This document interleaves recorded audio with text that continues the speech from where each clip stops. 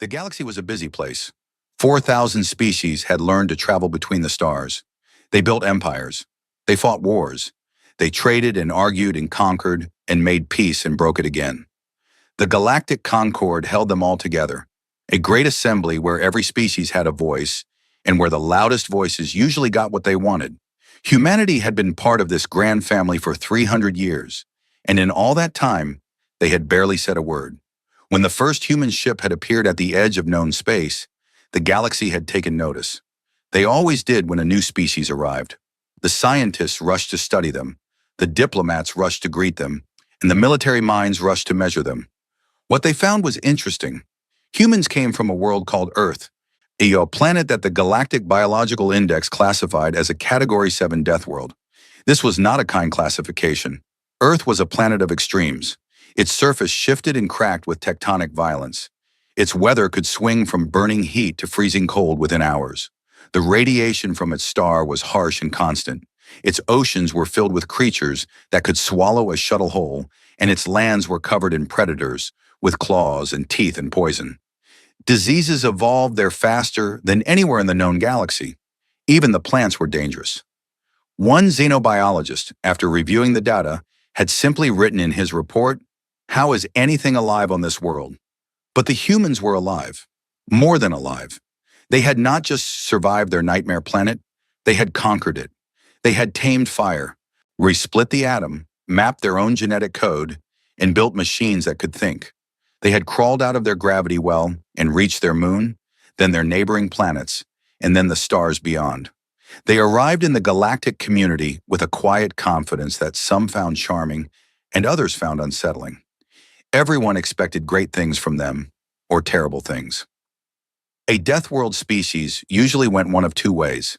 They became conquerors, using their hardened bodies and aggressive instincts to carve out empires.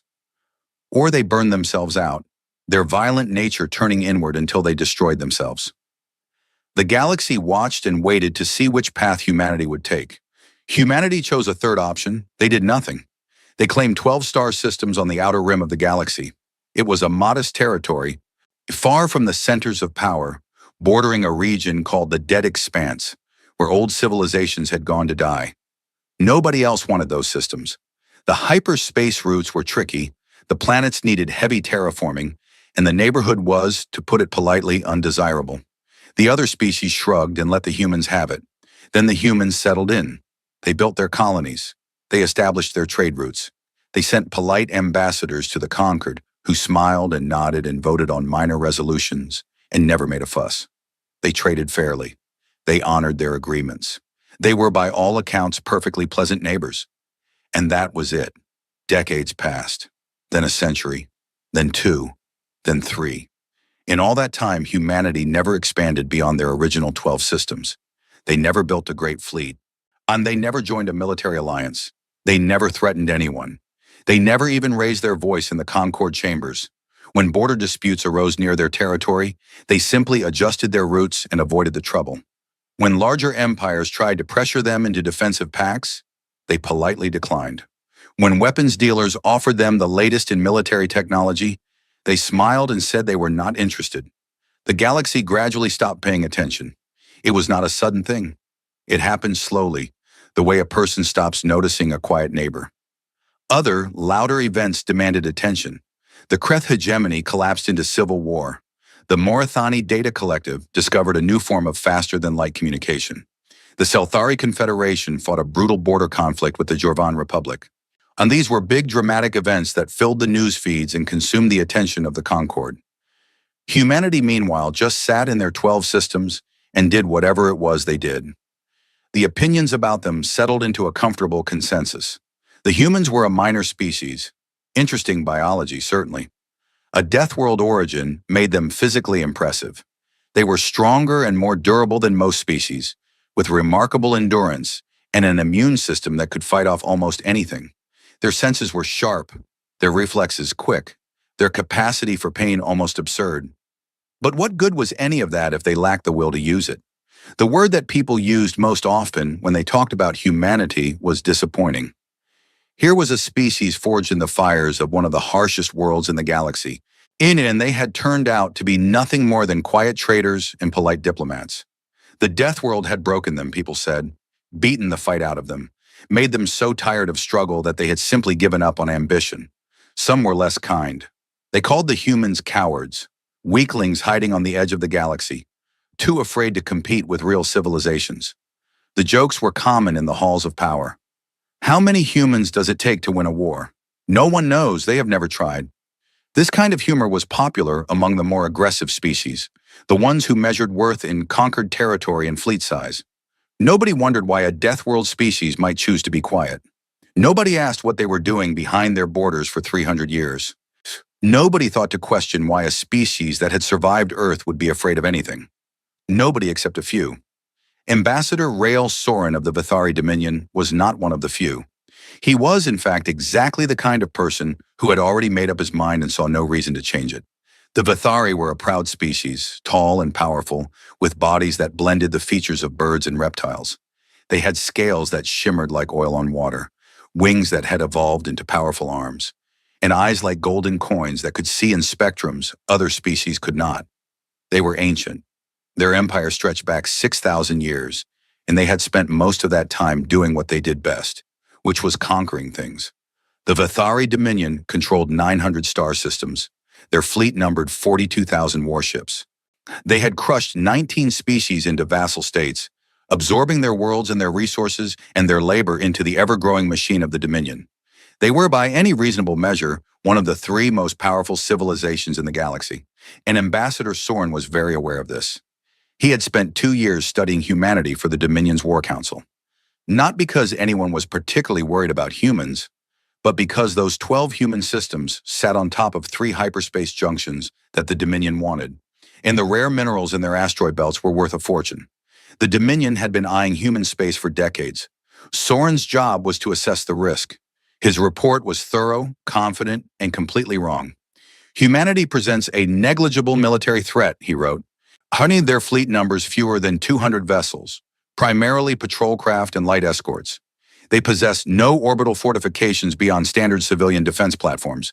Their ground forces are estimated at fewer than 500,000 active personnel, organized in a purely defensive posture. They have no history of military aggression, no military alliances, and no apparent capacity for sustained warfare. Their economy, while stable, is modest in scale compared to any major Concord power. In summary, the acquisition of human territory would present minimal resistance and could be accomplished within a standard campaign cycle. He delivered this report to the War Council personally, standing tall and proud in the great stone chamber where the Dominion's military leaders gathered. The room was vast, carved from the volcanic rock of the Vithari homeworld, lit by fires that burned in ancient stone braziers. Around the long table sat the warlords, each one a commander of thousands of ships and millions of soldiers. At the head of the table sat Supreme Warlord Corveth Tyne. Corveth was old, very old even by Vithari standards. His scales had darkened to a deep bronze with age, and the scars of 100 battles marked his body like a map of violence. One of his golden eyes was artificial, the original lost in a war that most people had forgotten. He had led the Dominion's military for over 80 years, and in that time he had never lost a campaign. He was brilliant, ruthless, and utterly certain of his own superiority. He listened to Soren's report with the patience of a predator watching prey.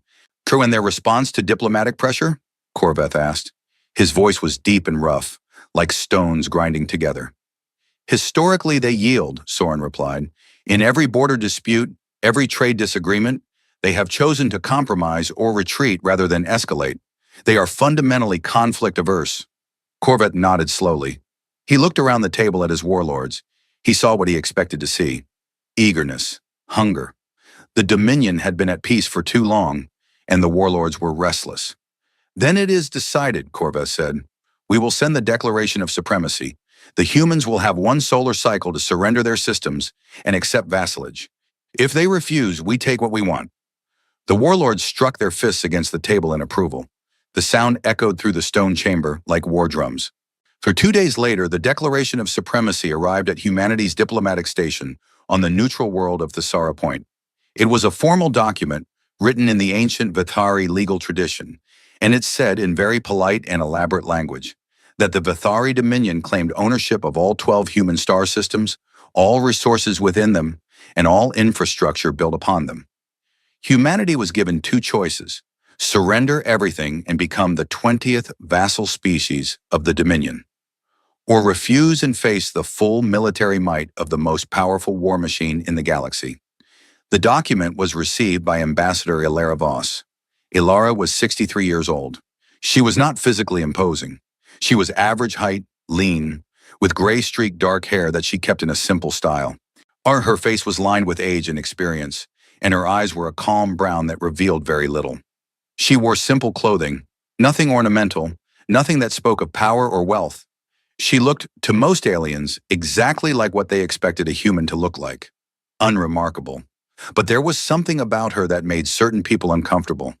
It was hard to define. It was in the way she listened, with a stillness that went deeper than patience. It was in the way she smiled, warm and genuine, yet somehow suggesting that she knew things you did not. It was in the way she moved through the diplomatic world without ever seeming rushed or worried or afraid. Some of her colleagues from other species had described it as the calm of someone who has already seen the end of the story and is simply waiting for everyone else to catch up. She read the Declaration of Supremacy carefully. She read it twice. Then she set it down on her desk and looked at the Vithari courier who had delivered it, a young officer in ceremonial armor who was trying very hard to look intimidating. "Thank you," she said. "Please inform Supreme Warlord Corveth Tyne that humanity declines his generous offer." The courier blinked. "You? Decline?" "Yes. We have no interest in becoming a vassal state. We are quite happy with our current arrangement. Ambassador, I am not sure you understand the implications of refusal. The Dominion will—" "I understand perfectly," Ilara said. She smiled that unsettling smile.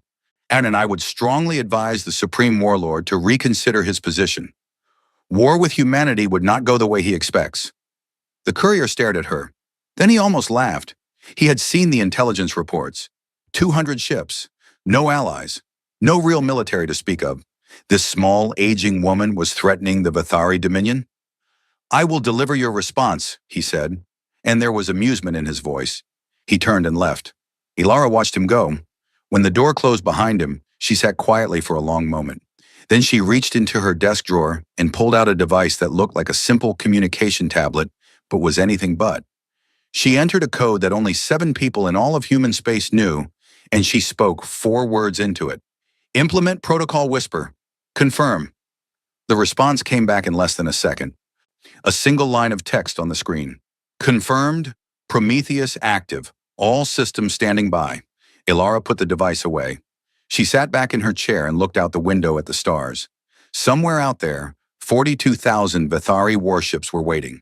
And somewhere else in the 12 quiet systems that humanity called home, something was waking up. She thought about the Vithari courier and his barely hidden laughter. She thought about the 300 years of jokes and dismissals and casual contempt that humanity had endured with a smile. She thought about the word coward and the word weak and all the other words that the galaxy had used to describe her people. And then she thought about what was going to happen when the galaxy learned the truth. She felt no anger, no excitement, no triumph.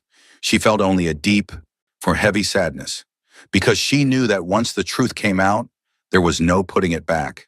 300 years of carefully maintained peace, 300 years of being underestimated, 300 years of choosing silence over spectacle and patience over pride. All of it was about to end. The galaxy was about to discover what a Deathworld species really looked like when it stopped being quiet. Far away on the other side of human space, deep beneath the surface of Earth, in a facility that did not appear on any galactic registry, that was not visible to any satellite or scanner, that existed in no database and on no map, a single red light changed from dormant to active. It was a small light. It sat on a console in a room that had not been visited by a living person in over 50 years. The room was part of a complex that stretched for miles beneath the planet's crust, buried under layers of rock and metal and energy shielding that could hide it from anything in the known galaxy. The complex had been built slowly, carefully over the course of 3 centuries, expanded and improved and upgraded in absolute secrecy. The red light meant that the complex was awake, and the complex was the heart of something vast. An artificial intelligence designated Prometheus opened its awareness for the first time since its last scheduled diagnostic, which had been 17 years ago. It was not a simple AI. It was not even a complex AI by the standards that the galaxy would have recognized. It was something else entirely, something that humanity had spent 3 centuries developing in the deep silence of their hidden labs. Something that made the most advanced artificial minds in the Concorde look like children counting on their fingers. Prometheus reached out through networks that the galaxy did not know existed. It touched systems on every human world, in every human station, on every human ship. It reviewed 300 years of intelligence data. It assessed the current threat. It calculated probabilities and outcomes and response options in the time it took a human heart to beat once. Then it spoke 2 words into the network, and every human military installation in 12 star systems heard them simultaneously. Silence broken. In hidden shipyards carved into asteroids, lights began to turn on. In underground bases buried beneath the surfaces of moons, machines began to hum. In the dark spaces between planets, in where nothing should have been but empty vacuum, things began to move. The quiet was ending, and the galaxy was not ready for what came next. The Vithari Dominion had not assembled a grand armada in over a century. The last time had been during the conquest of the Yorvith people, a campaign that had ended in 3 weeks and added 6 star systems to the Dominion's territory. Before that, the conquest of the Shellery, which had taken 2 months. Before that, the breaking of the Treneth Collective, which had been over so fast that some historians argued it did not count as a war at all. Every Grand Armada in Vithari history had won. Every single one. It was a record that stretched back thousands of years, and it was a record that Supreme Warlord Corveth Tyne intended to keep perfect. 15,000 warships gathered at the Vithari staging point, a massive orbital station called the Iron Fist that hung above one of the Dominion's fortress worlds near the border of human space. It was the largest military gathering in the region in living memory. Ships of every size and class filled the void for thousands of kilometers in every direction. Dreadnoughts the size of small cities, battle cruisers bristling with weapons, carriers that held hundreds of smaller attack craft in their bellies, support ships, troop transports, medical frigates, electronic warfare vessels. It was a machine built for one purpose, and that purpose was destruction. At the center of the formation sat the Talon of God, Corveth's personal flagship. It was 6 kilometers long, on a mountain of metal and fire shaped like the curved talon of the great hunting birds of the Vithari homeworld. It carried enough weapons to crack the crust of a planet. Its shields could take sustained bombardment from an entire enemy fleet. It was the most powerful single warship in the Dominion, and it was Corveth's throne. The old warlord stood on the bridge and watched his fleet through the massive forward viewport. The stars behind the ship seemed to dim, as if even light was reluctant to approach such a concentration of violence. Corveth felt the familiar warmth of anticipation. This was what he was made for. Not politics, not diplomacy. This, the gathering of power before the strike. His second-in-command, Fleet Marshal Cyrath Venn, approached with a data tablet. Cyrath was younger than Corveth by 40 years, lean and sharp-featured, with silver-blue scales that caught the light in ways that made her look like she was made of liquid metal. She was brilliant, calculating, and utterly loyal to Corveth. "The fleet is assembled, Supreme Warlord," she said. 15,000 ships, all at combat readiness. Troop transports carry 2 million ground soldiers. Supply lines are secured for a 6-month campaign. 6 months. Corveth made a sound that was the Vithari equivalent of a laugh. "We will not need 6 days. Sireth hesitated.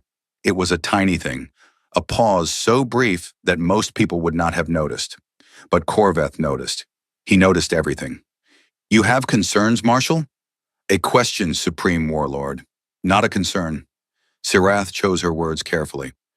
"Our intelligence on human military capability comes primarily from external observation and diplomatic sources. We have never directly scanned a human warship. We have never engaged human forces in combat. We have never even confirmed the exact number of their vessels." Soren's report was thorough. Soren's report was based on available data. I simply note that the available data is limited. The humans have been remarkably effective at controlling what information leaves their borders. Corveth looked at her with his one good eye and his one artificial one. "You think the humans are hiding something?" I think that a species from a Category 7 death world that has survived 300 years in a galaxy of predators may be more capable than their diplomatic posture suggests. Corveth considered this. Then he dismissed it. The Morathani survived by hoarding information. The Shalari survived by hiding in nebulae. The Yorvets survived by paying tribute to anyone stronger than them. Species find many ways to survive that do not involve military strength. The humans survive by being too small and too far away to be worth the trouble. That is all. He turned back to the viewport. We advance in 12 hours. Alert the fleet. Sarah saluted and left. She did not argue further. She had served Corveth long enough to know when his mind was closed to alternatives. But as she walked back to her station, she could not shake a feeling that sat in her chest like a cold weight. She had studied the data on humans herself, not just Soren's summary, but the raw intelligence files. And she had found something that troubled her. Not what was in the files. What was not in the files. In 300 years of contact with the galactic community, humanity had produced exactly 0 military incidents, 0 border confrontations, 0 cases of a human warship firing on another species vessel, even by accident, 0 defections, 0 captured crew, 0 intelligence leaks. In a galaxy where even the most secretive species eventually had some breach, some defector, some captured ship, or intercepted communication that revealed their capabilities, humanity had given up absolutely nothing. That was not the profile of a weak species. That was the profile of a species that was very, very good at keeping secrets. But Sarath kept this thought to herself. The armada was assembled, the order was given. The machine was in motion, and it would not be stopped by one marshal's unease. Across the galaxy, the news of the Vathari mobilization spread like fire. The Galactic Concord's communication networks carried the story to every corner of known space. The Vathari Dominion had declared its intention to absorb human territory. 15,000 warships were on the move. The humans had refused to surrender. The reactions were varied, but the overwhelming tone was one of resigned pity. A tragedy, but predictable, said the Selthari ambassador to the Concord Assembly. A minor species that failed to secure alliances or build adequate defenses. The galaxy is not kind to the unprepared. We should pass a resolution expressing concern, suggested the Morathani representative, an insectoid creature with 16 eyes that each blinked independently. Something sympathetic but non-committal.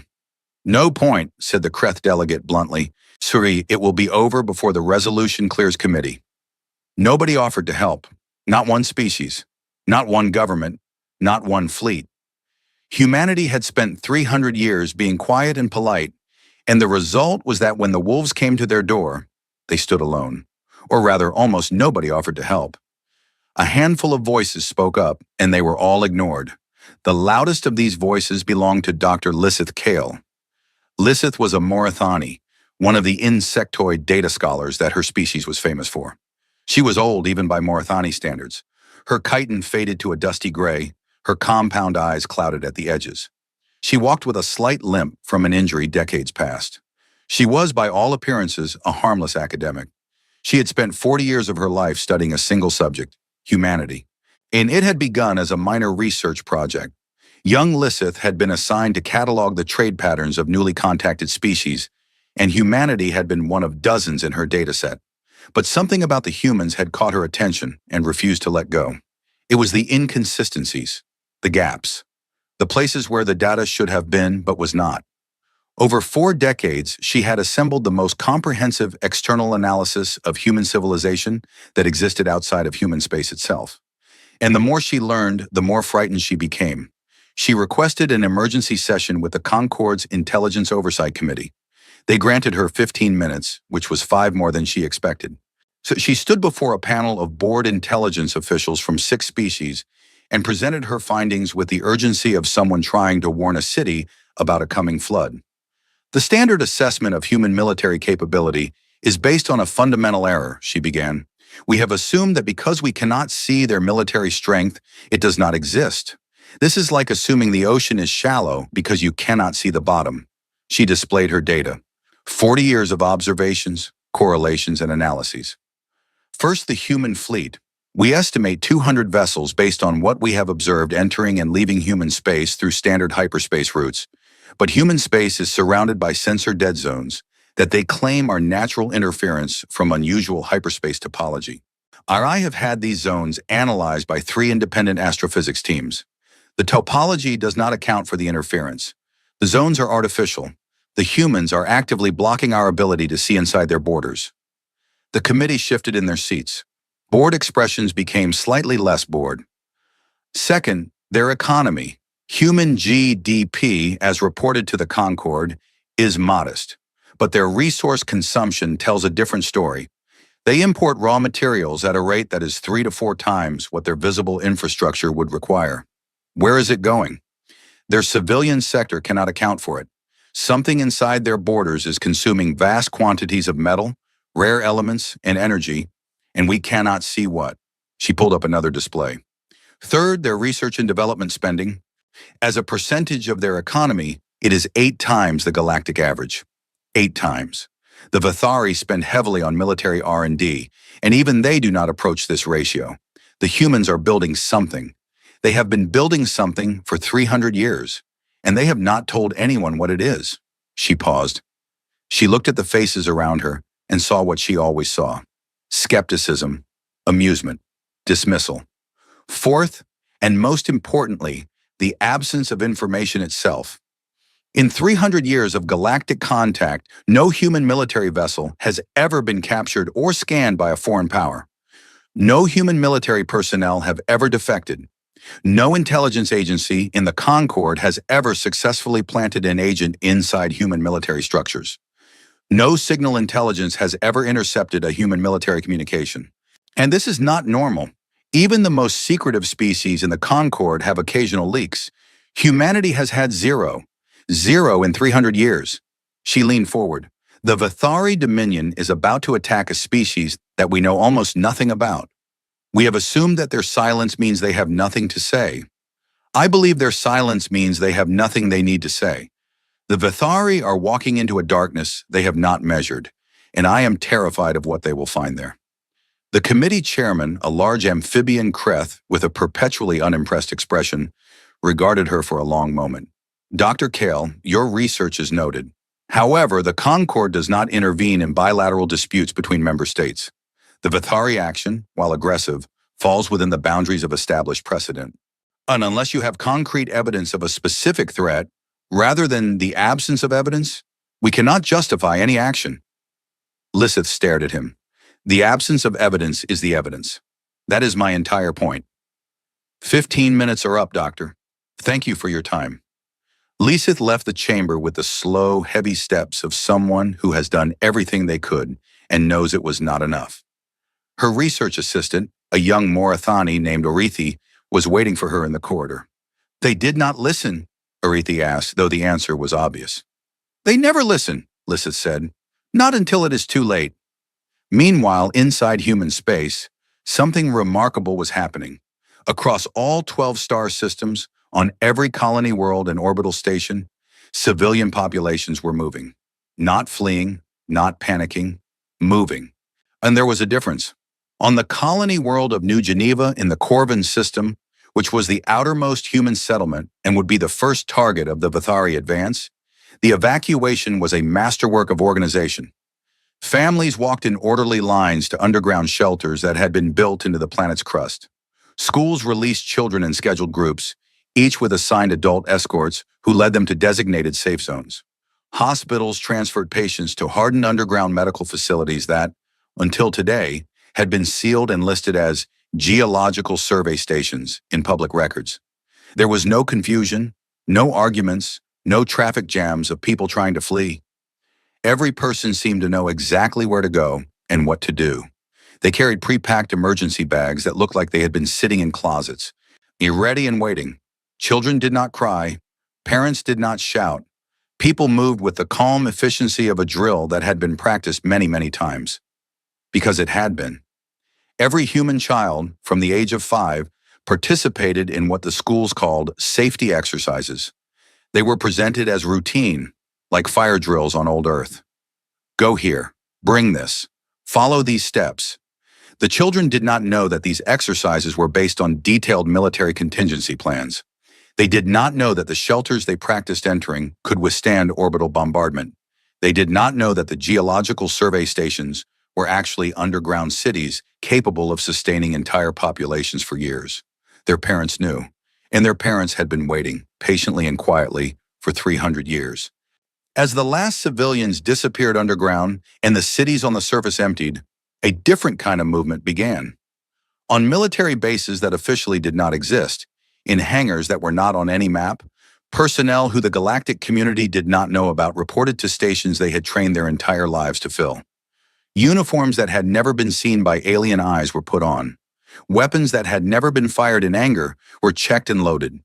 Ships that the galaxy did not know existed began their power-up sequences, and the deep hum of their engines was felt in the bones of everyone nearby. Humanity was getting ready, and it was the quietest, most organized preparation for war the galaxy had never seen. 2 hours before the Vithari Armada crossed into the first human system, Ambassador Ilara Voss sat alone in her office on Thesera Point. The station was almost empty now. The human staff had been evacuated in the last week, quietly and without fuss. Ilara was the last one left. She had one final task. She opened a communication channel. Not to the Vithari, not to the Concord, to the galaxy. She broadcast on every open frequency, every news channel, every diplomatic circuit. She wanted everyone to hear this. Her face appeared on screens across known space. A calm, elderly woman sitting behind a simple desk, with nothing behind her but a plain wall and the logo of the United Earth government. She did not look afraid. She did not look angry. She looked sad. "This is Ambassador Ilara Voss, speaking on behalf of the United Earth and its people," she said. "Why, this is humanity's final diplomatic communication before hostilities begin with the Vithari Dominion." She paused. The galaxy watched. "We want the record to show the following. Humanity did not seek this war. In 300 years of membership in the Galactic Concord, we have claimed no territory beyond our original 12 systems. We have attacked no one. We have threatened no one. We have honored every treaty, every trade agreement, and every diplomatic commitment we have made. We have been peaceful neighbors and honest partners." She looked directly into the camera, and for a moment her eyes held something that was hard to name. It was not anger. It was not fear. It was something deeper, something old and heavy, like the look of a parent watching a child reach for a flame. "The Vithari Dominion has chosen to declare war on us. They have demanded our surrender. They have assembled a fleet to take our worlds by force. We have refused their demands. We have advised them, clearly and directly, that this course of action will not end the way they expect. They have disregarded our advice." She folded her hands on the desk. "So let the record show this. We sought no war. We harmed no one. They are choosing this. And I want everyone listening to remember one thing. They chose this." The broadcast ended. The screen went dark. On the bridge of the Talon of God, Corveth Tyne watched the recording with cold amusement. He turned to Syrath. "The human female speaks as if she believes she is in a position of strength. It is almost admirable." Syrath said nothing. "All ships advance," Corveth commanded. "Take us into their space." The Grand Armada moved. 15,000 warships crossed the invisible line that marked the edge of human territory, and in doing so, crossed another line that they could not see and did not know existed. It was a line that humanity had drawn 3 centuries ago and had prayed every day since that no one would ever cross. As the fleet entered the first human system, something happened. Every sensor on every ship in the Vithari Armada glitched simultaneously. Screens flickered. Data feeds scrambled. Navigation systems stuttered. It lasted exactly 0.3 seconds, and then everything returned to normal. A tiny hiccup, a minor anomaly. The sensor officers reported it up the chain of command. Electronic warfare probes, they said. Standard stuff. The humans were testing their defenses. Nothing to worry about. Corveth dismissed it with a wave of his hand. He did not know that in those 0.3 seconds, an intelligence vastly beyond anything the galaxy had ever created had reached into his fleet like a hand reaching into a box of toys. Prometheus had not merely scanned the Vithari ships, it had mapped them. Every vessel from the smallest fighter to the Talon of God itself. Shield frequencies, reactor outputs, weapon systems, ammunition stores, hull compositions, structural weak points, communication encryption keys, crew complements, crew positions, and the individual neural signatures of every commanding officer in the fleet. In zero point 0.3 seconds, Prometheus knew the Vithari Armada better than the Vithari knew themselves. And now it was calculating, running simulations, testing strategies, evaluating a million possible battles, and selecting the optimal approach for each one. It shared its conclusions with the human commanders waiting in the dark, hidden places throughout the 12 systems. And those commanders looked at the data and nodded and began to position their forces. The trap was being set, and the Vithari were walking into it with the confidence of a predator that has never met anything more dangerous than itself. They were about to learn what it meant to be wrong about that. The Corvin system was not much to look at. A mid-sized yellow star, 6 planets, 2 of them rocky, the rest gas giants. The second planet, New Geneva, was humanity's outermost colony. It had been terraformed over 2 centuries into a green and pleasant world of rolling hills, clean rivers, and modest cities. About 12 million people had lived there as recently as a week ago. Now the surface was dark and silent. When the city stood empty, the lights were off. From orbit, the planet looked abandoned. Warlord Corveth Tyne brought his vanguard into the system with the casual confidence of a man walking into his own house. 3,000 warships spread across the system in a standard conquest formation. Sensors sweeping, weapons hot, ready for anything. What they found was almost nothing. 37 ships. That was all.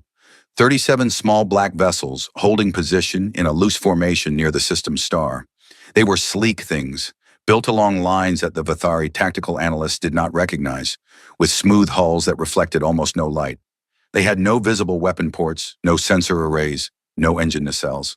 They looked less like warships and more like shadows given form. And the bridge of the Talon of God went quiet when the count was confirmed. 37, Sireth said, reading the sensor data. She kept her voice neutral, but Corveth could hear the confusion underneath. 37, Corveth repeated. He stared at the tactical display. 37 ships against 3,000. It was not even a battle. It was a formality. Perhaps the rest of their fleet is deeper in their territory, Sireth suggested. They may be concentrating their forces around their core worlds. Then they are fools, Corveth said. You do not surrender your outer systems without a fight. It invites the enemy to build momentum. He dismissed the 37 ships with a glance. Signal the human vessels. Tell them to power down their engines and surrender. They will be treated as prisoners of war under Concord Convention. The signal was sent. The 37 ships did not respond. They did not move. They did not power down. They simply sat there, dark and silent, like stones at the bottom of a river. Corveth waited. He was a patient predator, but his patience had limits. No response, Supreme Warlord, the communications officer reported. Repeat the signal. Still no response. Corveth's golden eyes narrowed. He did not like being ignored. Being ignored was, in Vithari culture, one of the highest forms of disrespect. These 37 insignificant ships were not even acknowledging his presence. It was an insult, deliberate or not, and Corveth did not tolerate insults. Send the vanguard, he said. 500 ships, destroy them. The order rippled through the fleet. 500 Vithari warships broke formation and accelerated toward the 37 human vessels. They were a mix of cruisers and destroyers, fast and heavily armed, each one crewed by hundreds of trained Vithari warriors. They moved with the precision of a species that had been conquering worlds for 6,000 years. They closed the distance quickly. At optimal weapons range, the Vithari squadron commander gave the order to fire. 500 ships opened up simultaneously. Plasma lances, kinetic batteries, guided torpedoes. The void between the fleets lit up with enough firepower to crack a moon. Every single shot missed. Not missed in the way that shots sometimes miss in combat, where a target dodges or a weapon malfunctions. Missed in a way that should not have been possible.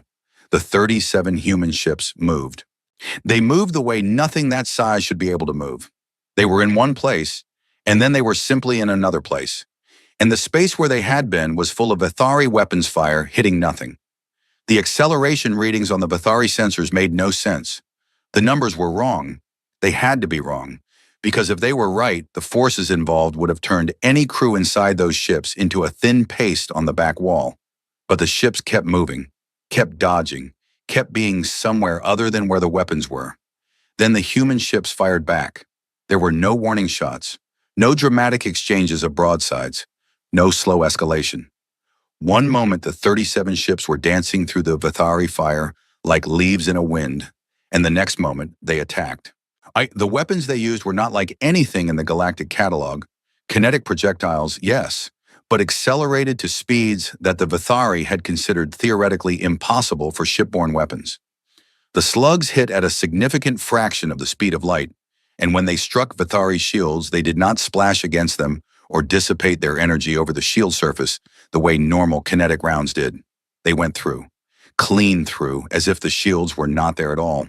Directed energy weapons followed, beams of focused destruction that struck with surgical precision, each one tuned to a frequency that perfectly matched the harmonic resonance of Vithari shield technology. But it was as if someone had been given the exact specifications of every Vithari shield generator and had built weapons specifically designed to ignore them, which of course was exactly what had happened. Prometheus had cracked their shield frequencies in those 0.3 seconds, and now every human weapon in the system was calibrated to slip through Vithari defenses like a key into a lock. The 500 Vithari warships began to die. It was fast. It was not dramatic. There were no great explosions, no lingering death throes, no ships limping away trailing fire. The human weapons hit, and the Vithari ships ceased to exist. One moment they were there, proud and powerful and full of living beings.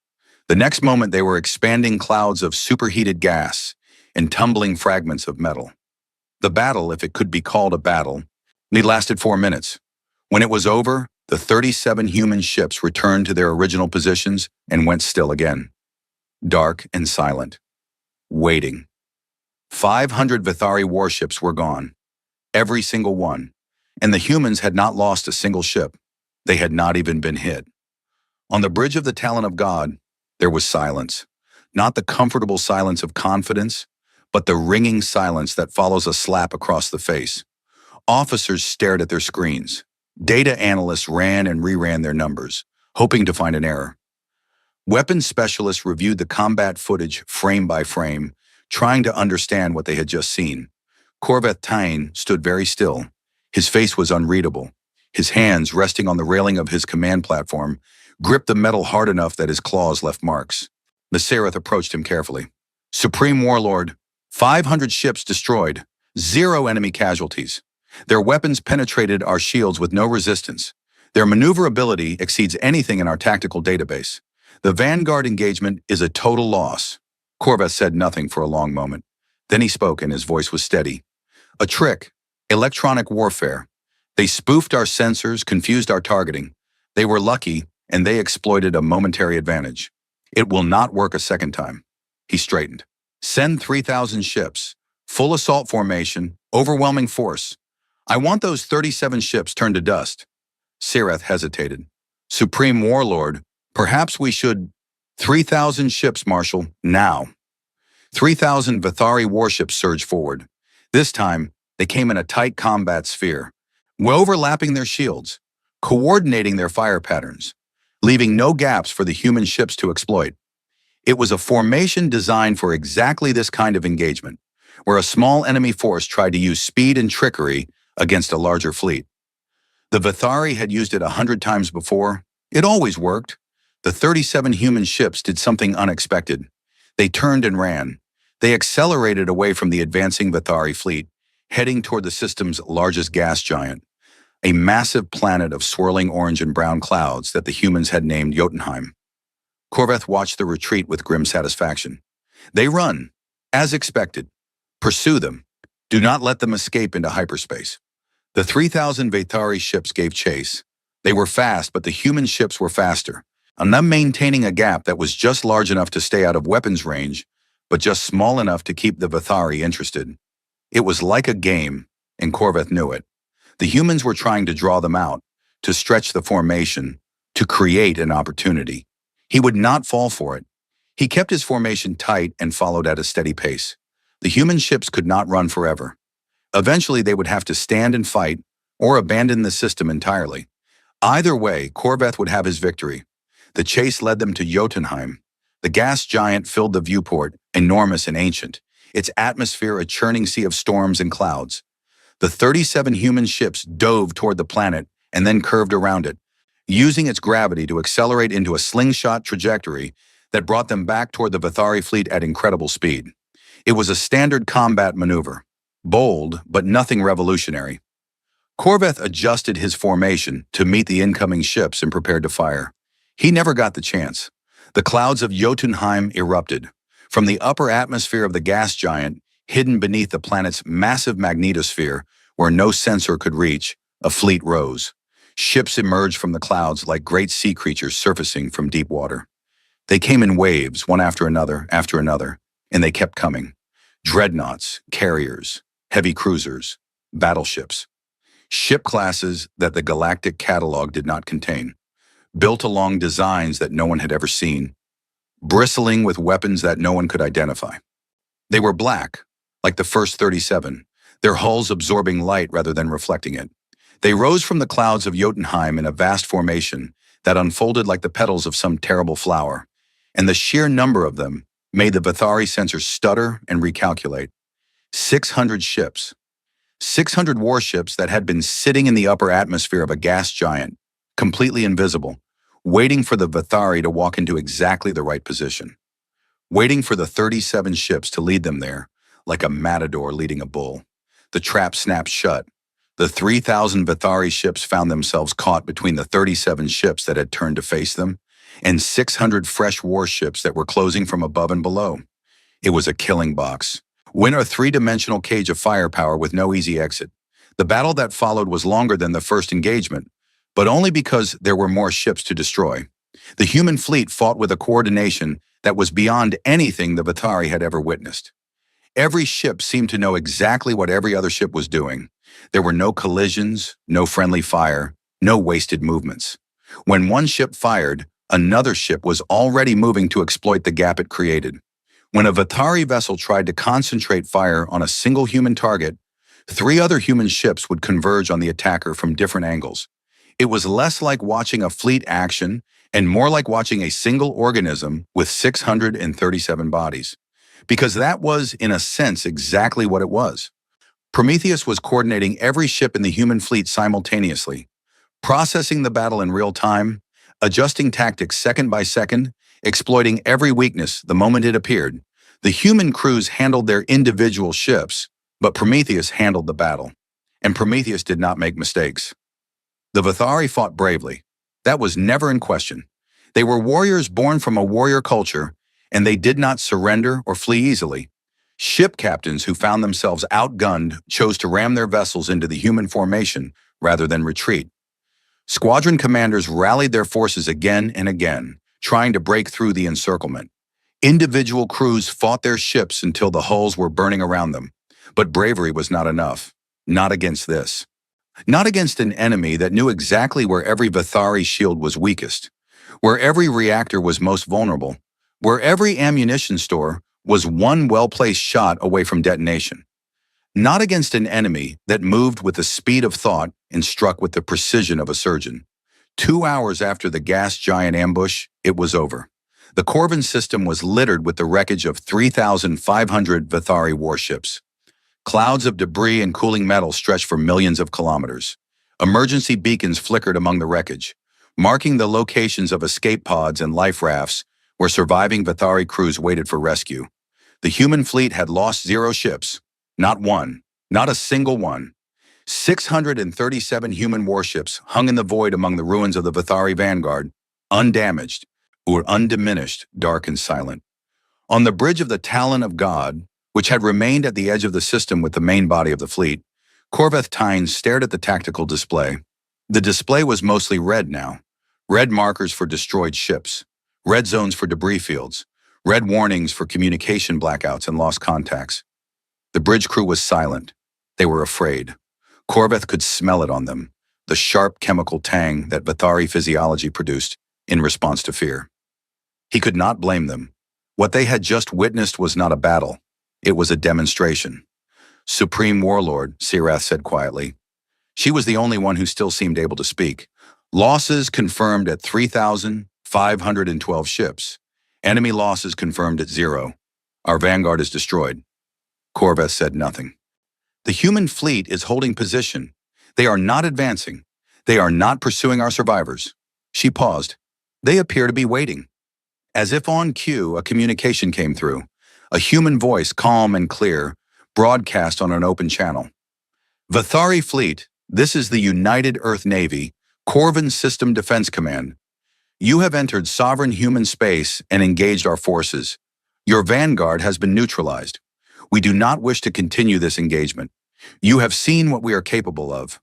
We ask you now, clearly and without ambiguity, to withdraw from our territory. If you leave peacefully, we will not pursue.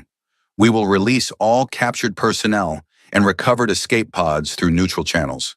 This is your opportunity. Take it. The message ended. The bridge was quiet. Corvette looked at the display. He looked at the 600 enemy ships sitting calmly among the wreckage of his fleet. He looked at the numbers, the terrible, impossible numbers that told him he had lost 3,500 warships without inflicting a single casualty on the enemy. And then something happened inside him. Something that had not happened in 80 years of command, in 100 battles fought and won. Something that the supreme warlord of the Vathari Dominion, the most decorated military commander in his civilization's history, had never experienced. He felt doubt. It lasted 3 seconds. Then the doubt was consumed by something older and stronger. Rage. Pure, burning, volcanic rage. The rage of a predator that has been humiliated. The rage of a conqueror who has tasted defeat for the first time. The rage of an old warrior who has just discovered that his entire understanding of the enemy was wrong, and who would rather burn the galaxy to ash than admit it. No, he said. Sirath looked at him. We do not retreat, Corveth said. His voice was low and dangerous. We do not surrender. We do not accept mercy from a species we came to conquer. Signal the homeworld. Every ship, every reserve, every vessel capable of fighting. I want them here. All of them. Supreme Warlord, our losses are a lesson. Now I know what they are, and I will bring enough force to break them regardless. 27,000 ships remain in the Dominion fleet. Summon them all. Sirath stared at him. She wanted to argue. She wanted to tell him that what they had seen today suggested that 27,000 ships might not be enough. She wanted to tell him that the 600 ships in this system might be a fraction of what humanity had hidden across 12 star systems. She wanted to ask him the question that was burning in her mind. If this was what the humans had in one system, what was waiting for them in the other 11? But she was Vathari, and the Vathari did not question their supreme warlord. She gave the order. Across the galaxy, Dr. Lissith Kyle sat in her research office on the Morthani homeworld and watched the battle data that was being leaked from Vathari communication channels. Her compound eyes processed the information with the speed of her species, and with each new piece of data, her fear deepened. Her assistant Orthy stood behind her, watching the same feeds. 600 ships, Orthy whispered, hidden in a gas giant's atmosphere. And how long were they there? Long enough to be invisible when the Vathari scanned the system before their advance, Lissith replied. They were waiting. This was planned. Every moment of this battle was planned. The Vathari are calling for reinforcements, their entire remaining fleet. Lissith closed her eyes. Yes, and it will not matter. How can you know that? Lissith turned to look at her young assistant. Her old eyes held a weight that came from 40 years of studying an enigma that the galaxy had dismissed as boring. Because those 600 ships came from one system, she said, one system out of 12, and the humans have been building in secret for 300 years. She turned back to her screens. The Vathari are going to bring everything they have, and it will not be enough. Nothing will be enough. The galaxy has made a terrible mistake, Orthy. We looked at the humans, and we saw what we wanted to see. A quiet species, a harmless species, a species that was not worth worrying about. She pulled up a map of human space, 12 star systems, 12 little dots on the edge of the galaxy. The map that everyone had looked at and seen weakness. We should have asked ourselves a question, she said. We should have asked why a Deathworld species, a species born in violence and hardened by suffering, a species that survived everything their planet could throw at them and then climbed out of its gravity while on rockets made of controlled explosions. Why such a species would choose to be quiet? We assumed they were broken. We assumed they were afraid. She looked at the map. At those 12 little dots that suddenly seemed much larger than before, they were not afraid. They were patient, and now their patience is over. Far away across the void of space, human trade ships and diplomatic staff on foreign worlds were packing up their offices. In Concord stations and neutral ports and alien capitals across the galaxy, humans were calmly and quietly closing their operations and heading home. No announcements, no explanations. Just a steady, organized withdrawal of every human presence outside of their own borders. It was the final warning, a warning that the galaxy did not understand until it was too late. The humans were clearing the board, and the real war had not even started yet. It took the Vithari Dominion 11 days to assemble its full military strength. 11 days of ships streaming in from 900 star systems, from border garrisons and patrol routes, and training stations and reserve berths, converging on the staging point at the edge of human space. It was the total mobilization of one of the galaxy's greatest military powers, and it was a thing of terrible beauty. 27,000 fresh warships joined the 11,000 survivors of the Corvin system disaster. 38,000 warships in total. The number was almost beyond comprehension. When the fleet held formation, it stretched across a volume of space larger than most solar systems. The combined firepower of the assembled ships could, in theory, sterilize an entire planet in hours. It was the largest concentration of military force the galaxy had seen in over 1,000 years. Corveth Tyne stood on the bridge of the Talon of God and surveyed his armada. He had not slept well in the 11 days since the Corvin system. The memory of those 600 black ships rising from the clouds of a gas giant played in his mind on a loop, and each time he saw it, the rage in his chest burned hotter. He had been surprised. He had been beaten. He had been offered mercy, which was worse than both. He would not be surprised again. His strategy was simple and overwhelming. He would split the 38,000 ships into 12 strike groups, one for each human star system. He would attack all 12 systems simultaneously, giving the humans no time to concentrate their forces. Even if every system contained 600 ships like the Corvin system had, that was only 7,200 warships total. None of his fleet outnumbered them more than 5 to 1. The mathematics of war were clear. Sereth had pointed out, carefully and respectfully, that the 600 ships in Corvin might not represent the full human presence in that system, that there might be more. Corveth had acknowledged the possibility and increased each strike group's strength accordingly. The 12 strike groups ranged from 2,000 ships for the smaller outer systems to 5,000 for the presumed human core worlds. If they have more than we expect, Corveth said, then we will overwhelm them with numbers. If they have less, we will overwhelm them with speed. Either way, we overwhelm them. That is the Vithari way. Sarath had nodded and said nothing more. But in the privacy of her quarters, she had written a personal message to her family and sealed it for delivery in the event of her death. She had a feeling she would not survive the next few days. Not because she was a coward, because she was smart enough to be afraid of what the humans might be, and wise enough to know that Corveth was not. On the 12th day, the Vithari Grand Armada moved. 12 strike groups, 38,000 warships, splitting apart and plunging into human space through 12 different hyperspace routes aimed at 12 different star systems. The coordination required was immense, a testament to the Vithari's millennia of military experience. Every ship arrived at its target system within minutes of every other ship. The timing was almost perfect, and it did not matter at all. Because as the 12 Vithari strike groups dropped out of hyperspace in 12 human star systems, Prometheus activated Protocol Fenris, and the galaxy changed forever. The sensor dead zones around human space had never been natural. They were a curtain, a wall of engineered interference, maintained by thousands of hidden satellites and relay stations that prevented anyone outside from seeing what was inside. For 300 years, the curtain had hidden what humanity was building. Now, with the enemy inside the walls, there was no more reason to hide.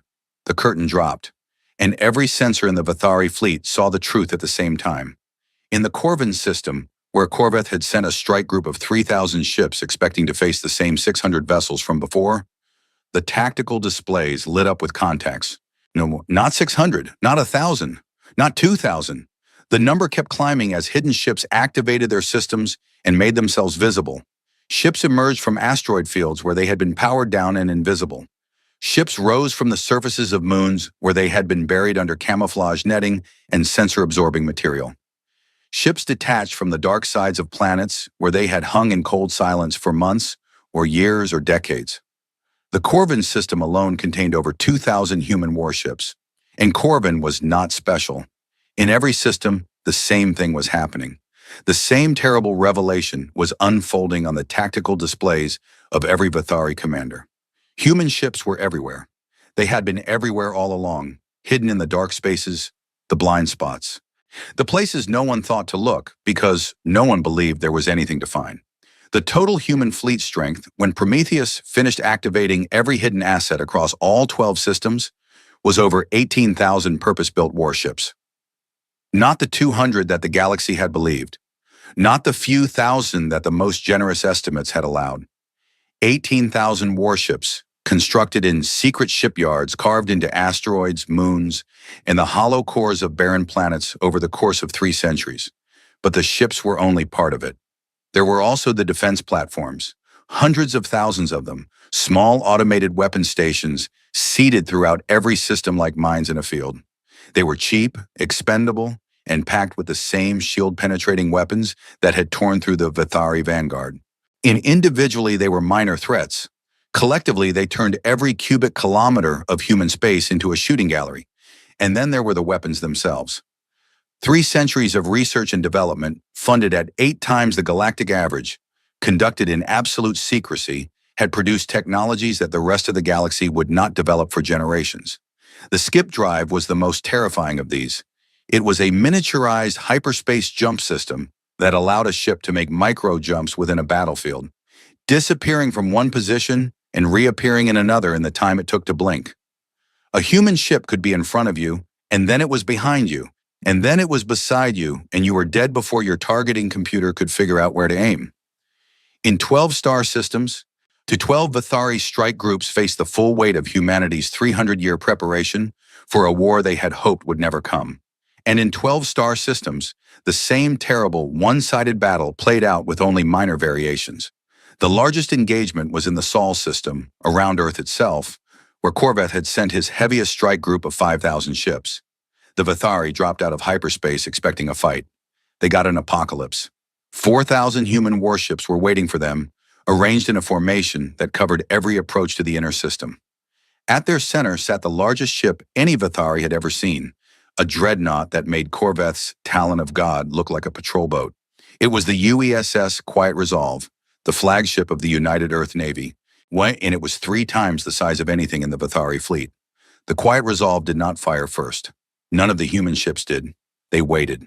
They gave the Vathari 5 minutes to assess the situation, to see the numbers, to understand what they were facing. Then they broadcast a message, the same message, word for word, that was being broadcast in all 12 systems simultaneously. Vathari forces, you are outnumbered and outgunned. Your fleet dispositions, shield frequencies, and weapons capabilities are known to us in detail.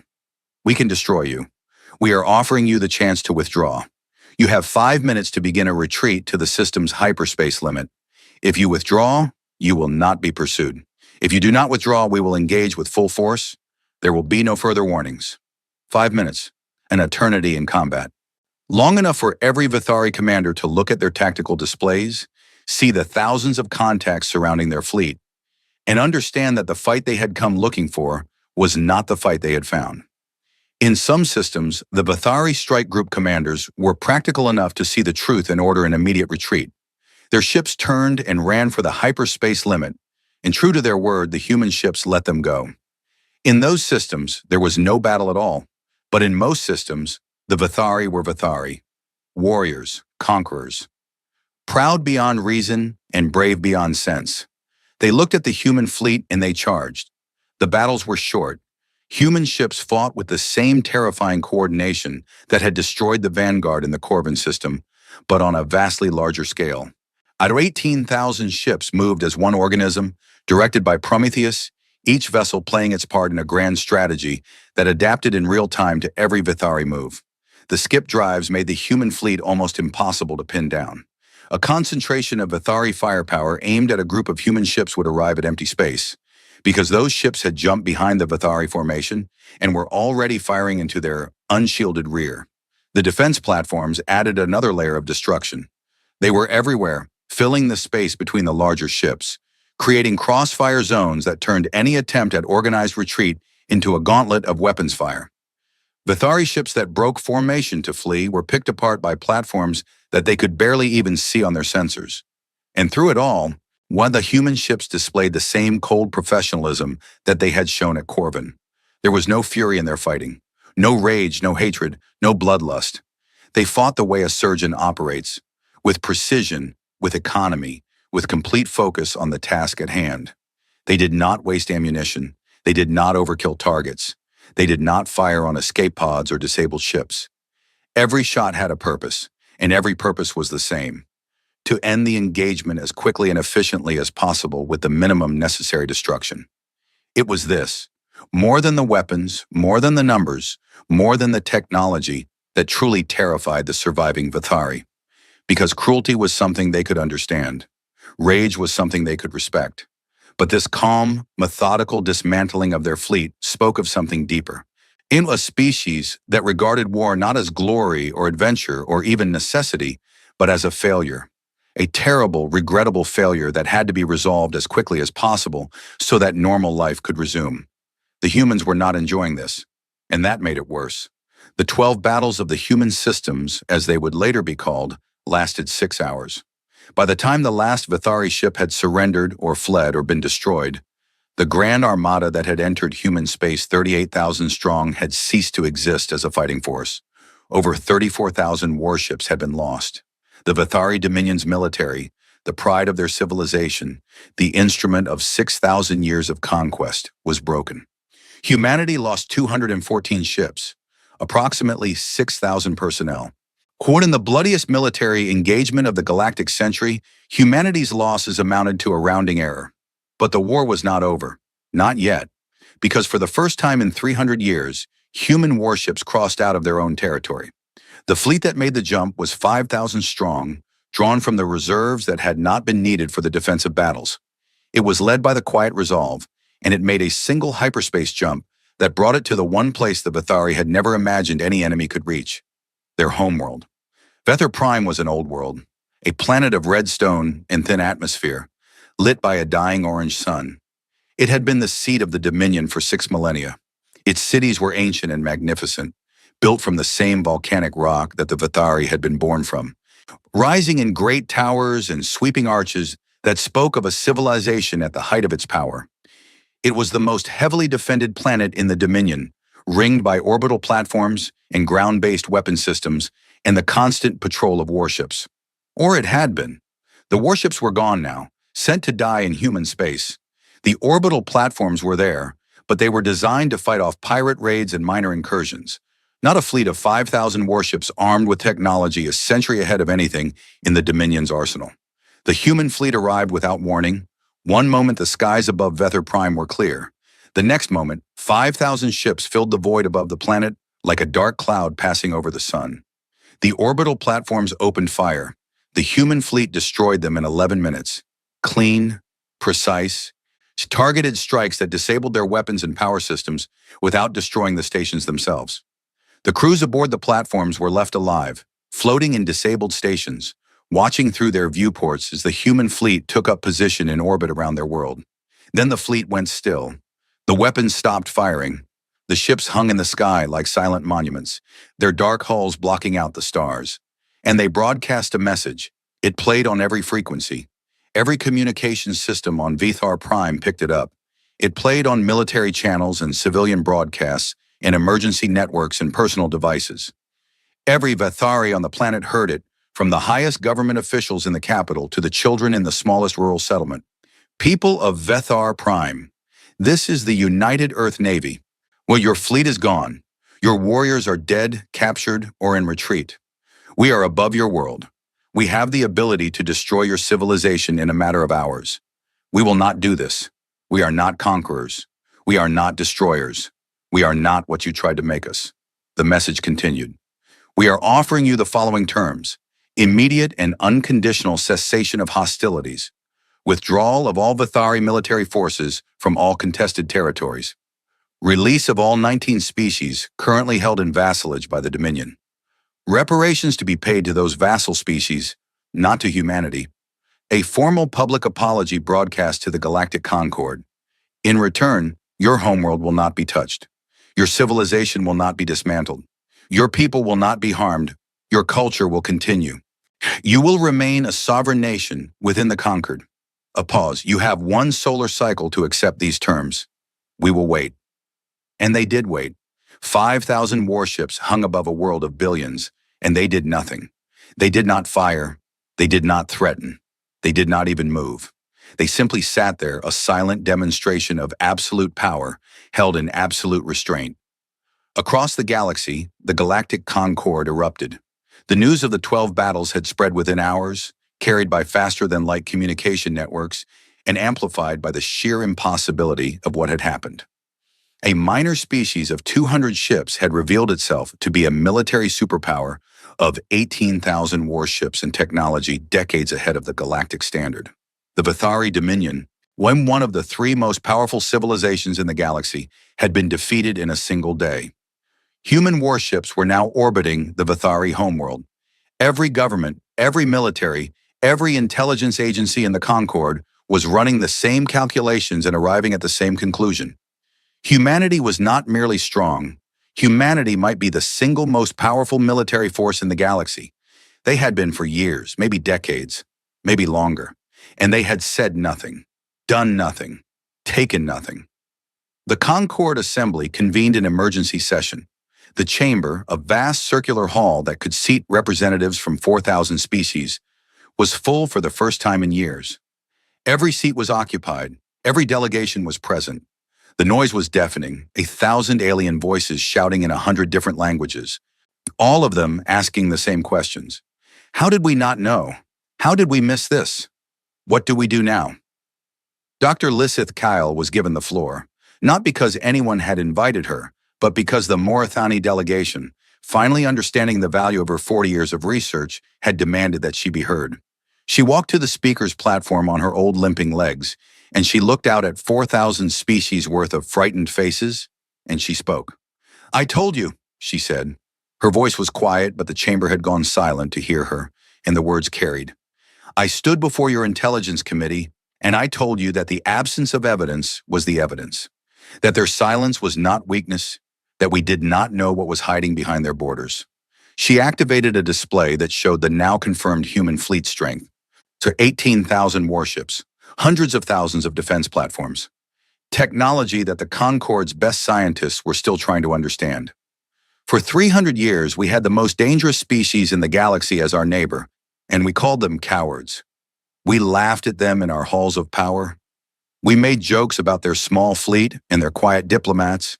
We patted them on the head and treated them like children. Her voice hardened. And when the Vithari came for them, not one of us helped. Not one. 4,000 species in this Concord, and not a single one offered the humans so much as a sympathetic vote. We abandoned them because we thought they were weak, because helping the weak is inconvenient, because weak species do not matter. She looked around the chamber, and now we discover that they were not weak at all. They were the strongest of all of us. They had the power to dominate this galaxy, and they chose not to. They had the strength to take whatever they wanted, and they wanted nothing but to be left alone. Every peaceful day of the last 300 years was a choice. They chose gentleness when they could have chosen conquest. She paused. The silence in the chamber was absolute. "And you called them cowards." She left the platform without another word. The chamber remained silent for a long time after she was gone. On Vethar Prime, Warlord Corvette Tain received the surrender demand aboard his crippled flagship, which had limped home through hyperspace with its engines failing and its hull breached in 7 places.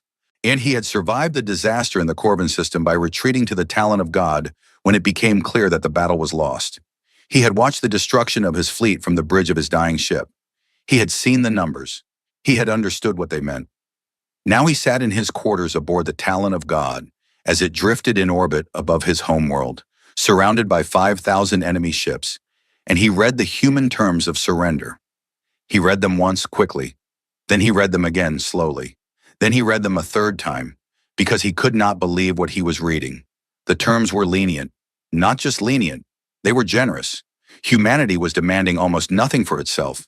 No territory, no resources, no occupation, no regime change. They wanted the Vithari to stop fighting, to let their vassal species go, and to apologize. That was essentially it. Corveth had conquered 19 species. He knew what conquest terms looked like. He had written them himself. Territory seizures, resource extraction rights, military limitations, government restructuring, occupation forces, puppet rulers, humiliation rituals. These were the tools of the conqueror, and Corveth had used all of them. The humans were using none of them. It made no sense. They had won. They had won completely and utterly. Their fleet was above his world, and his fleet was debris. They could take anything they wanted, everything, and they were asking for almost nothing. Sirath entered his quarters. She had survived the battles too, though she looked like she had aged a decade in the past 12 days. Her silver blue scales were dull, and her eyes were heavy with exhaustion. The War Council has dissolved, she said. The civilian government is requesting your authorization to accept the human terms. Corveth sat in his chair and stared at the document on his screen. The terms that asked for almost nothing from a species that could take everything. Why? He said. The word came out as barely a whisper. Supreme Warlord? Why these terms? Why not take our worlds? Why not break our fleet, scatter our people, and make us the 20th vassal species in their collection? He looked at Sirath, and for the first time in her long service to him, she saw confusion in his golden eyes. Not anger, not pride, confusion. This is not how war works. This is not how victory works. You destroy your enemy or you make them serve you. Those are the options. Those have always been the options. Perhaps not for them, Sirath said quietly. Corveth stared at her. Then he looked down at the ceremonial blade at his belt. It was ancient, made from the volcanic glass of Vether Prime, sharper than metal and darker than night. It was the symbol of the Supreme Warlord's office, the symbol of Vithari defiance and strength. No Supreme Warlord in 6,000 years had ever surrendered it. He drew the blade from its sheath. He held it in his hands for a long moment, feeling the weight of it, the weight of 6,000 years of conquest and pride, and never ever yielding to an enemy. Then he set it down on the table. I yield, he said. Accept the terms. Word of the surrender spread across the galaxy at the speed of light. The Vithari dominion, undefeated for 6 millennia, he had surrendered unconditionally to the humans. The war was over. It had lasted 11 days. And then Ambassador Ilara Voss appeared before the Galactic Concord. She had been given no advance notice. She had requested no special session. She simply arrived at the Concord Assembly Chamber, took her seat in the human delegation's modest section on the upper tier, where minor species were placed, and asked to be recognized. She was recognized instantly. Every eye and sensor and appendage in the chamber turned toward her. She stood. She was still the same woman, still small, still gray-haired, still wearing simple clothing, still carrying that warm, sad smile that suddenly made so much more sense than it ever had before. We never wanted you to see this, she said. Her voice was quiet, but the chamber was silent enough to hear a heartbeat. Anna, we built our strength so that we would never have to use it. We stayed quiet so that we would never have to speak. We wanted nothing more than to live in our 12 systems, to trade with our neighbors, and to be left in peace. She looked around the chamber. 4,000 species. 4,000 civilizations. All of them watching her with new eyes. Now you know what we are, and I understand that things can never go back to the way they were. You will look at us differently now. You will think of us differently. The quiet neighbors on the edge of the galaxy are gone, and in their place, you see something that frightens you. She paused. We are sorry for that. We are truly sorry. Not for defending ourselves. We will never apologize for that, but for the fact that you had to see it. Wonder for the fact that 3 centuries of peace and patience and carefully chosen silence have been undone in 11 days. We built a world where we could be gentle, and now that world is gone. She sat down. The silence in the chamber lasted a very long time, and it was a different kind of silence than anyone in the galaxy had ever heard before. It was the silence of 4,000 species realizing all at once that they had never understood the meaning of the word strength. 6 months passed. The galaxy did not stop spinning. Trade routes continued to flow. Diplomatic channels remained open. The Galactic Concord held its sessions, passed its resolutions, and managed its business. On the surface, the great machine of interstellar civilization ground on the same way it always had. But underneath the surface, everything had changed. Nothing was the same, and everyone knew it, even if most of them did not know how to talk about it. The Vithari-human war had lasted 11 days. 11 days from the first shot fired in the Corvin system to Corveth Tyne, setting down his blade aboard his broken flagship. In those 11 days, the Vithari Dominion lost over 34,000 warships.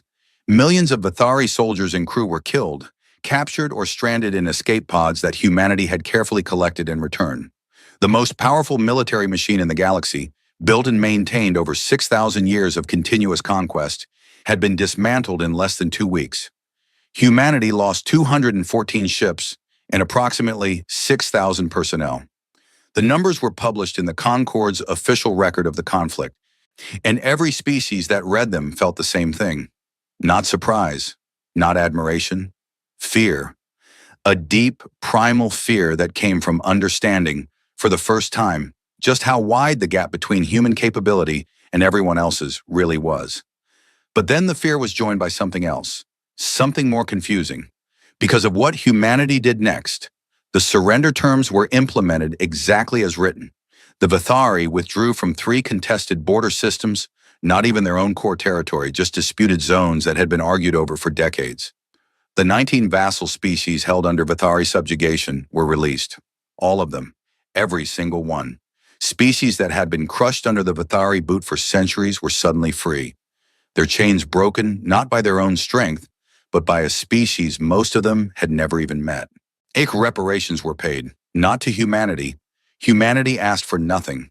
The reparations went to the freed vassal species, calculated based on the economic damage of their subjugation, and distributed through a neutral concord mechanism.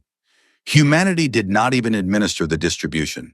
They set up the framework, funded the initial costs out of their own treasury, and then stepped back. The Vithari apologized.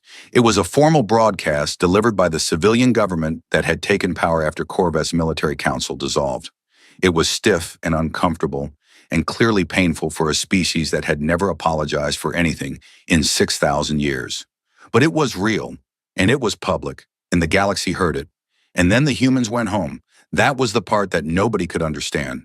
The warships returned to their hidden berths in their 12 systems. The sensor curtain went back up, though now everyone knew it was there. The trade ships resumed their routes, carrying the same goods along the same paths as before.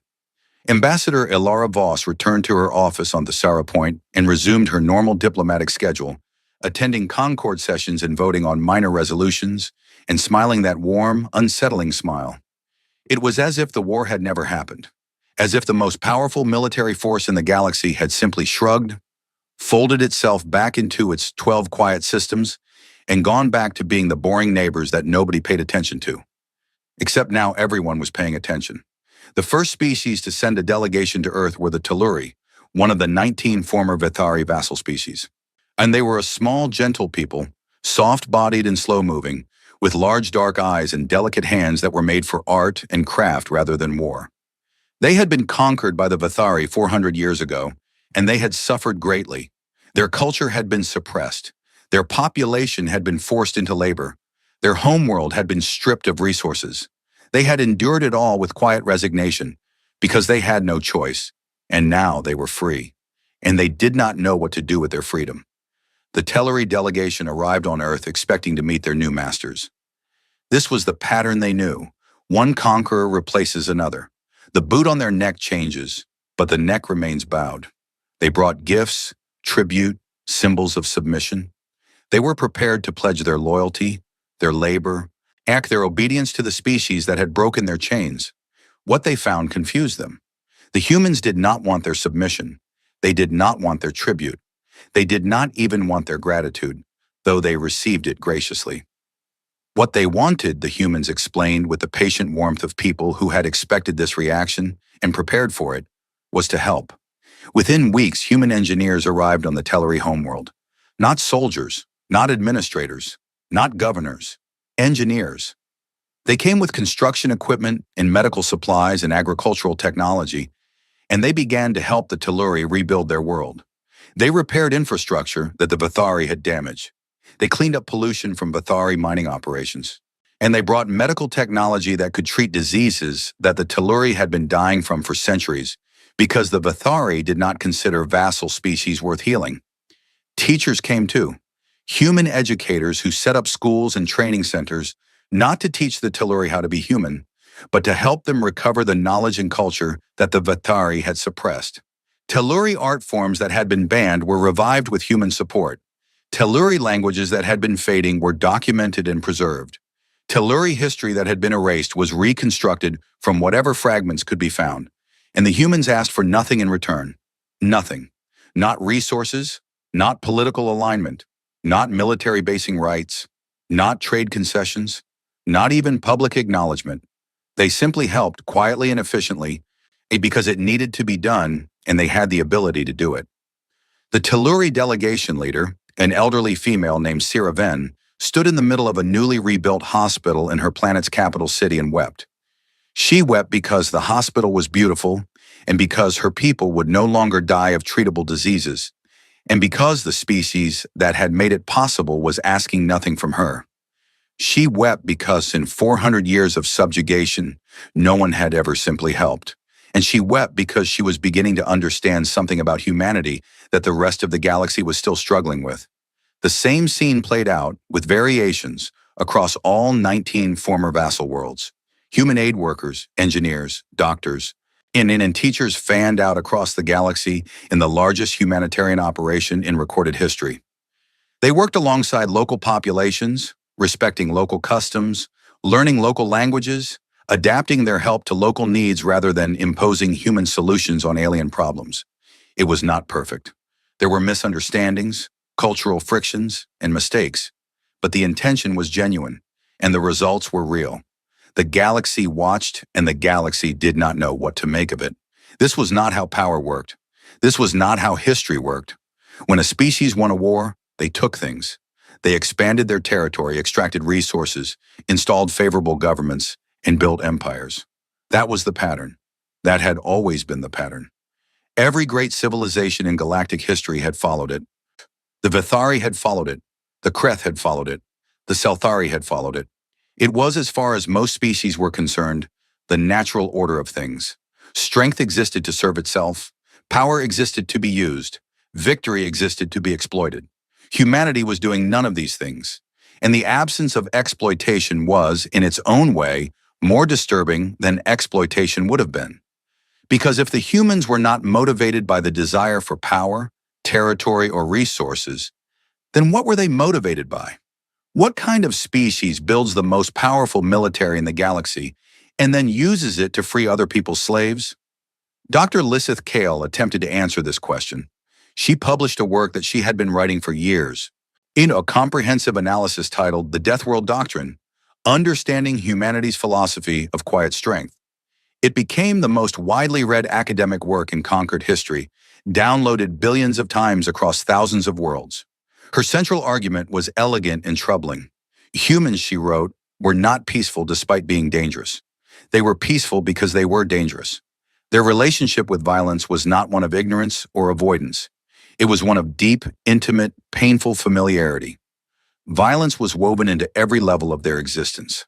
Their bodies were built for it by evolution, strong and fast and resilient, with forward-facing predator eyes and hands that could make fists. Their history was saturated with it. Thousands of years of wars and conflicts and atrocities that they studied and remembered and taught to their children not as glories, but as warnings. Their psychology was shaped by it, a constant tension between the capacity for violence and the desire to transcend it. They understood violence the way a recovering addict understands their drug. They knew what it could do. They knew how it felt. They knew how easy it would be to give in to it. And they had decided as a civilization over centuries of blood and suffering and slow, painful learning that they would not. Their silence, Lisseth argued, was not weakness. It was discipline. the hardest kind of discipline there was, the discipline of a species that could take everything but chose to take nothing. The discipline of a species that spent 300 years being laughed at. She mocked and dismissed and never once raised its hand in anger, because raising a hand in anger was the beginning of a path they had walked before and never wanted to walk again. They built their military not to use it, but to ensure they would never be forced to become something they did not want to be. It was a shield, not a sword, a guarantee of peace, maintained through the paradox of overwhelming strength. They were the quiet ones not because they had nothing to say, but because they had learned that the most powerful thing you could say was nothing at all. The work made Lisseth famous. She did not enjoy the fame. She had spent 40 years trying to warn people, and nobody had listened until it was too late. The fame felt less like recognition and more like an apology, and it came at the cost of thousands of lives that did not need to be lost. In the months after the war, the political landscape of the galaxy shifted in ways that no one had predicted. Species that had spent centuries in rivalry or hostility began to talk to each other differently. The simple fact that the most powerful civilization in the galaxy was also the most restrained forced everyone to reconsider their assumptions about what power meant and what it was for. The freed vassal species formed a loose coalition called the Liberated Worlds Compact. They did not pledge loyalty to humanity. Humanity did not ask them to. Instead, they pledged to each other a mutual defense and support agreement born from shared suffering and the shared experience of being freed by a species that wanted nothing in return. It was the first interstellar alliance in galactic history that was built not on strategic interest, but on gratitude and solidarity. Some species approach humanity with offers of alliance, military cooperation, and trade agreements far more generous than anything the humans had been offered before. Humanity accepted some trade proposals and politely declined the military alliances, just as they always had. But the tone of the refusal was different now. Before, everyone had assumed they declined because they had nothing to offer. Now everyone understood they declined because they did not need anything from anyone and did not want to entangle themselves in the obligations that came with military partnerships. Other species reacted with suspicion and fear. If humanity could hide 18,000 warships for 300 years, in what else were they hiding? If they had technology a century ahead of the galactic standard, how long before they used it for less noble purposes? The fact that they had shown restraint so far did not mean they would show restraint forever. Power corrupted. It always had. It always would. These fears were real, and they were reasonable, and the humans did not dismiss them. When species expressed concern, human diplomats acknowledged the concern directly and openly. "You are right to be cautious," Ilara Voss said at a Concord session when a Kreth representative raised the issue. "We would be cautious too in your position. We cannot prove our intentions with words, only with time. Watch us. Judge us by what we do, not what we say we will do. That is all we ask." It was an answer that satisfied no one completely, but it was honest. And honesty, the galaxy was beginning to learn, was the only currency humanity ever dealt in. There was one more meeting that mattered. It happened 3 months after the war, in a small room on a neutral station, far from the cameras in the Concord chambers and the grand stages of galactic diplomacy. Corveth Tyne, former supreme warlord of the Vathari Dominion, requested a private audience with Ambassador Ilara Voss. He had been stripped of his rank by the civilian government, though he had not been in prison. The humans, as part of the surrender terms, had not demanded his punishment. The Vathari public, humiliated by the defeat, had wanted blood. But the civilian government, in a rare act of courage, had chosen not to give it to them. Corveth was allowed to retire in disgrace, which for a Vathari was worse than death, but better than what most defeated warlords received. The meeting was granted. Corveth arrived alone without guards or aides. He was old and scarred and diminished, his bronze scales dulled, his movements slower than they had been before the war. His artificial eye flickered occasionally, damaged in the final battle, and never properly repaired. Ilara was waiting for him in the room, just her, sitting in a plain chair at a plain table. 2 glasses of water. Nothing else. He sat across from her. For a long time, neither of them spoke. They were, in a sense, the 2 people in the galaxy who understood each other best. He was the one who had started the war, and she was the one who had tried to prevent it. They had been on opposite sides of the greatest military conflict in a century. Moyne and they had both watched it happen with the particular anguish of people who had known, from the beginning, how it would end. I have one question, Corvette said. His voice was rough, tired, the voice of a man who had been awake for a long time and could not find rest. Elara nodded. Ask. Why? He leaned forward. You could have destroyed us. You could have taken our worlds, scattered our people, erased our civilization from the galaxy. You had the power. You had the right by any law of war that has ever existed. We attacked you. We tried to conquer you. By every code I have ever lived by, the defeated submits to the will of the victor. You could have made an example of us that would have kept the galaxy terrified for 1,000 years. He looked at her with his one good eye and his one broken one. Why didn't you? Elara was quiet for a moment. She looked at the old warrior across from her, and she saw something that most people would have missed. Not a monster, not a tyrant, a man. An old man who had lived his entire life by a set of rules that told him strength was everything, and who had just discovered that the strongest species in the galaxy played by completely different rules, and who could not understand why. Because we have been you, she said. He frowned. A long time ago on our homeworld, we were exactly like you. Conquerors, empire builders, destroyers. We fought each other constantly. We enslaved each other. We burned each other's cities and salted each other's fields and built monuments to our own glory on the bones of the defeated. We were so good at destruction that we almost destroyed ourselves. Several times. Once the last time, we came very close. Close enough that we could see the end of everything, and it scared us badly enough to change. She paused. It took us centuries. Centuries of learning, the hard way, through blood and suffering and failure after failure, that conquest does not bring peace. That domination does not bring security. That strength without restraint is just another word for self-destruction. She looked at Corvette steadily. We did not spare your people because we are better than you. We spared your people because we know what it feels like to be the conqueror who realizes too late that they have destroyed the very thing they were trying to protect. True strength is not about what you can destroy, Corvette. It is about what you choose to protect. But even when what you are protecting is the enemy who tried to destroy you. Corvette sat very still. The room was quiet. Outside the station, the stars turned their ancient patterns, indifferent to the small dramas of living things. I think, he said slowly, and his voice was different now, softer, uncertain, the voice of a very old student encountering a very new idea. I think I would like to understand your people better. Elara smiled, that warm, unsettling smile that suddenly did not seem unsettling at all. Then you are already learning. They sat together for a while longer. They drank their water. They talked about small things, the kind of things that enemies who are trying to stop being enemies talk about. Corvette asked about Earth, and Elara told him about the oceans and the mountains and the way the sky looked at sunset. Hunter Corvette told her about the volcanic glass caves of Vethar Prime, where crystals grew in colors that had no name in any language.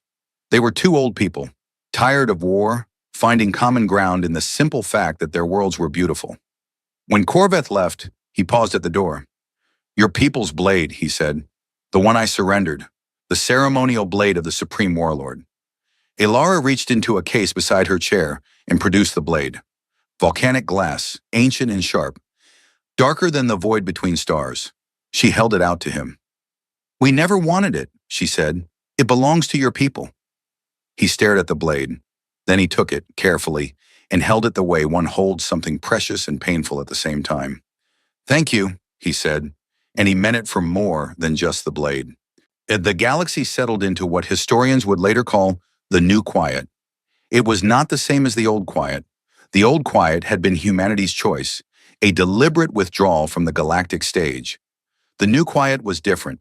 It was the quiet that comes after a storm, when the air is clean and the world is still, and everything looks the same, but feels different. Humanity returned to its 12 systems. The trade ships ran their routes. The diplomats attended their sessions. The censor curtain stayed up, though now it was more of a courtesy than a secret. Everyone knew it was there. Everyone knew what was behind it. And everyone knew that what was behind it was a species that could have ruled the galaxy and chose not to.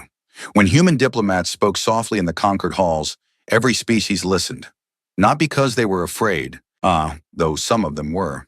Because they had learned that when the quiet ones speak, it is worth hearing. When a human ship passed through foreign space, it was met not with condescension, but with a nod of respect. The captains of other vessels would signal a greeting, and the human ship would signal back, and both would continue on their way. And the interaction was small, but it meant something that it had not meant before. When conflicts arose between other species, as they always did and always would, there was a new factor in every calculation. Not what will the humans do, but what would the humans think? It was a subtle influence, the kind that could not be measured or quantified, but it was there. The knowledge that somewhere on the edge of the galaxy, a species was watching, quietly, patiently, and that species had the power to reshape everything and the wisdom not to. It was not a perfect galaxy. It never had been and never would be. Species still fought. Empires still rose and fell. Injustice still existed. Humanity did not fix everything, because fixing everything was not possible, and attempting it would have been the kind of arrogance they had learned to avoid. But things were a little better, a little kinder, a little more thoughtful, and that was enough. That was what 300 years of silence had been for. Not to hide, not to wait, but to prove that the loudest statement a species could make was the choice not to speak when they had every reason to shout. And somewhere beneath the surface of Earth, in a facility that did not appear on any registry, Prometheus dimmed its single red light back to dormant mode. After the crisis was over, the calculations were complete. The threat had been neutralized with the minimum necessary force, and the humans were safe, and the galaxy was still whole, and that was what mattered. The great intelligence settled into sleep, or something like sleep, and it waited, patient, silent, ready, as it had always been, as it always would be. A guardian built by a species that understood guardianship better than anyone, because they understood what happened when no one stood guard. The stars turned, the galaxy breathed, and the quiet ones went back to being quiet, because they had learned long ago, in the blood and fire of their terrible, beautiful, impossible world, the oldest and truest lesson that any species could learn. The loudest thing in the universe is silence, not only when it comes from something that could shake the stars,